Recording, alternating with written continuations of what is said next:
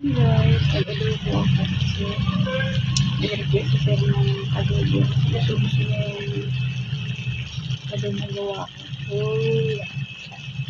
Kailangan naman ng diet nila guys. So kailangan ko ng paano na yan eh. Daw yan. Wala na naman ako eh. Paano na yung sabaw? Patuyo na. Yes. Paano ba yan? So yan na guys. Diba? Ayan. Ito na guys. Dami sige.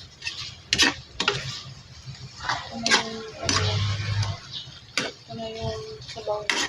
Ito na rin yung lasa niya. Ganyan lang yung gusto yung adobo na.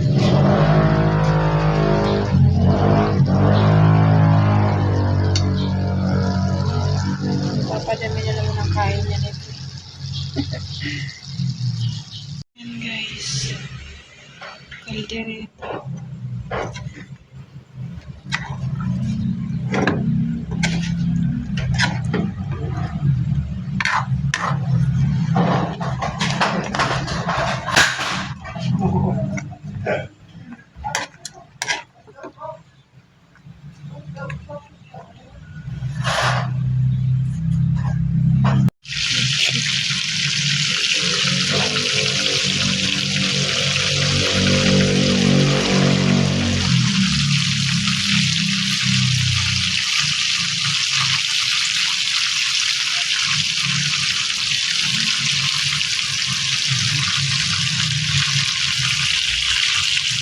Luto ako ng pasta.